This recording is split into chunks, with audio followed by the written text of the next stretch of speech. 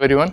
So in this week's video, we are going to do a yogasana, which is known as Kakasana, also known as crow pose. Okay.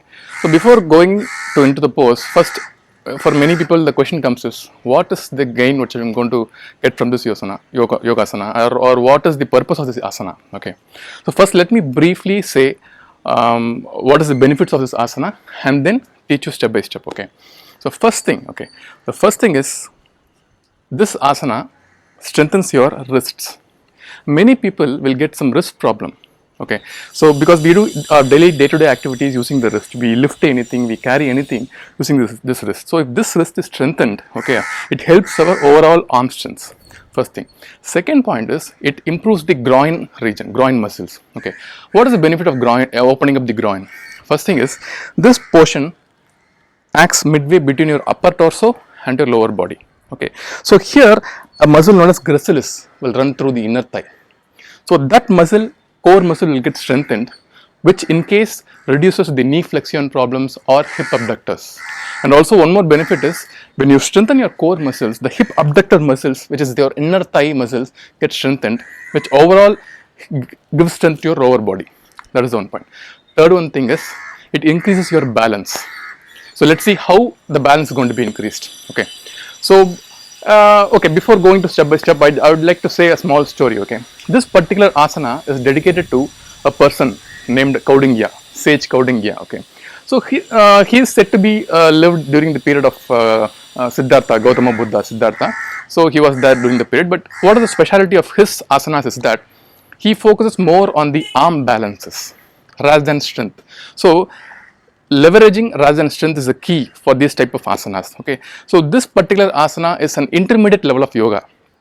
Okay, only when you practice your arm balances properly, you will go to the next level of asana. Okay, so now before going to this asana, okay, I'm going to tell you the basics of what all you have to do. Okay, first thing, let me show you. First thing is Palakasana. In normal words, we can say it as a plank position. Okay, you can just lay your hands like this, you can stay like this. This is known as Palakasana, or if you are advanced, you can stay like this as well. Okay, so come. So the next thing is the cow pose, Marjayasana. Okay, which can be done is like this. You have to open your chest. Third one is the Chaturanga Dandasana. Let's see how it can be done. Okay,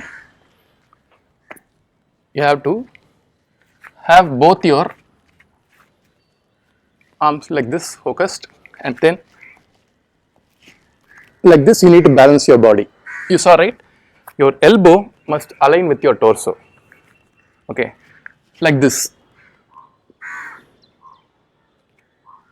Okay, you have to deep inhale, exhale this, and stay here for 10 to 20 seconds.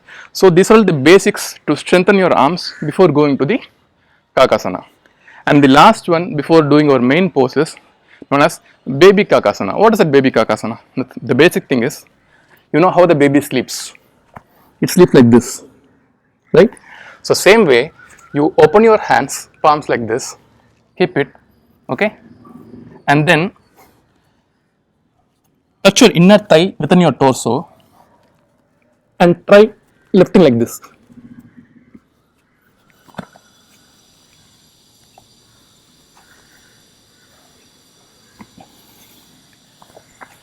Got it?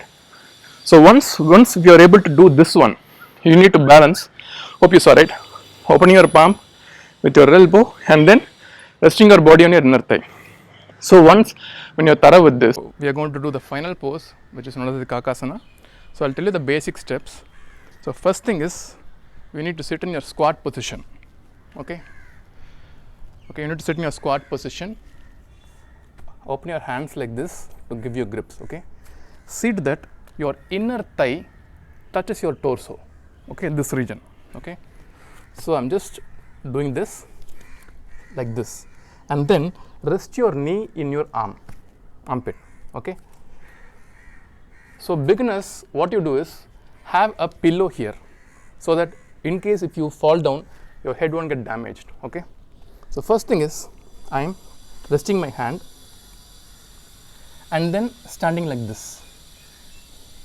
Okay, so you can raise your heel like this, and then at this next step you can raise your single leg and stand like this, and then once when you are comfortable you can raise both your legs. Okay, now we'll see how to do it.